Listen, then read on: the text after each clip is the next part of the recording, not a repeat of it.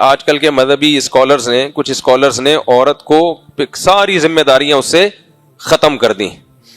بچے پیدا کرنے انہوں نے بند کر دیے کہ ایک آدھ ہوگا بس، وہ تو فارمیلٹی ہو ہی جاتی ہے. نہ یہ اور نسل پیدا کرے گی، پیدا ہوں گے تو پھر پالو اس کو، میاں ہی لے کے گھوم رہا ہوتا ہے ہر جگہ اس کو. اور نہ آپ کے ابا اماں کی خدمت کرنی ہے، وہ بھی شرعن عین بھی بڑا حلق سے نکالتے ہیں، کہتے شرعن مجھ پہ واجب نہیں ہے. شوہر کی خدمت شرعن بولو واجب نہیں ہے.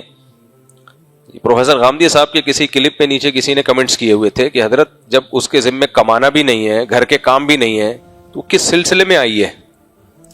غامدی صاحب نے کہا نا کہ عورت کے ذمہ کمانا تو نہیں ہے، کمانا مرد کے ذمہ ہے. کچھ اس طرح کا بیان تھا، مجھے پورا یاد نہیں.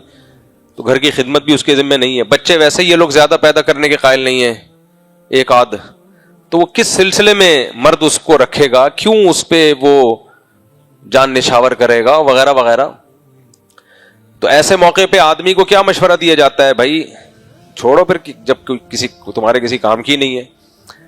تو دنیا میں ایک اصول ہے، یہ کام کے آدمیوں کی قدر ہوتی ہے، جو کام کے نہیں ہوتے ان کی دنیا میں کہیں بھی قدر بولو نہیں ہوتی. ہاں یہ ہے کہ اگر کسی معذوری کی وجہ سے کوئی کام کا نہ ہو، پھر تو اللہ کی تقدیر سمجھ کے اس پہ صبر کیا جاتا ہے. جیسے شوہر خدا نخواستہ کوئی معذوری ہو گئی، لنگڑا ہو گیا، آڑا ترشا ہو گیا، کمانے کے قابل نہیں ہے. اب یہ نہیں کہا جائے گا کہ اس کی شکل بھی اچھی نہیں ہے، لنگڑا بھی ہے، کمانے کے قابل نہیں ہے تو طلاق لے لو. نہ نہ نہ، پھر کیا کہا جائے گا؟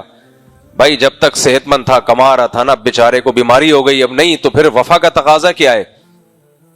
سب شریک حیات تو اسی کو کہتے ہیں نا جو دکھ اور درد میں آپ کے ساتھ شریک ہو. اس طرح بیوی جو ہے وہ کوئی معذوری ہو گئی، کوئی بیماری ہو گئی، کام کاج کے قابل نہیں ہے بیچاری، تو پھر تو قدرت کی طرف سے ہے نا. کیا خیال ہے؟